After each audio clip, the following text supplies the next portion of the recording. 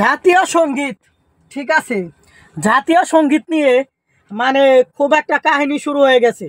এটা পরিবর্তন করতে হবে এবং এটা পরিবর্তন করলে অনেকের চুলকানি হইতেছে, কিন্তু তারাও জানে না। যারা জাতীয় সঙ্গীত পরিবর্তনের বিরুদ্ধে তারা কি জানে জাতীয় সঙ্গীত বাংলাদেশের না? জাতীয় সঙ্গীত বাংলাদেশ যে বিরোধিতা করছে, বাংলাদেশ যখন প্রতিষ্ঠিত হবে তার লেখা, কেন সেই জাতীয় সঙ্গীত আমরা পড়ব? আমরা আমাদের দেশের জাতীয় সঙ্গীত যেখানে যেটা পরিবর্তন করা দরকার অবশ্যই করব। বিশ্বের বিভিন্ন দেশ, বড় বড় দেশ জাতীয় সঙ্গীত পরিবর্তন করছে। এটা নিয়ে অনেকের চুলকানি শুরু হয়ে গেছে।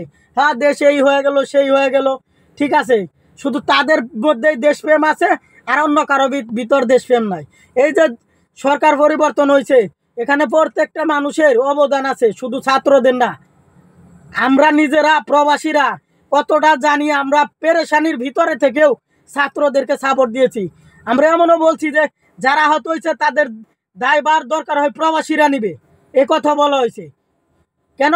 যদি স্বৈরাচার থাকতো তাহলে তো এদের উপর স্টিম রুলার চড়তো, এটা আমরা জানতাম, আমরা এটা অনুমান করতে পারি, ঠিক আছে। যখন ছাত্র সমন্বয়করা বলার আগে আমরা রেমিটেন্স পাঠানো বন্ধ করছি, আমরা তাদের পাশে দাঁড়াইছি। দুবাইতে দেখেন, বিভিন্ন দেশে দেখেন না? তাহলে এই যে জাতীয় সঙ্গীত নিয়ে দেশের অধিকাংশ লোকই চাইছে জাতীয় সঙ্গীত পরিবর্তন করতে হবে। কেন? এটা আমাদের কারো লেখা না। এটা রবীন্দ্রনাথ যখন বাংলাদেশের বিরোধিতা করছে, সে বাংলাদেশ যখন বিভক্তি হয় সেটার বিরোধিতা করছে, কেন তার জাতীয় সঙ্গীত আমরা পড়ব? বুঝে না বুঝে কেউ কথা বলবেন না, ঠিক আছে। মানুষ যেটা চায় সেটাই চেষ্টা করবেন করার জন্য। অধিকাংশ মানুষ যেটা চাবে আমরা বলবো সেটাই করেন। জাতীয় সঙ্গীত পরিবর্তন করা দরকার হলে করবে। বিশ্বের বিভিন্ন দেশ, বড় বড় দেশ জাতীয় সঙ্গীত পরিবর্তন করছে।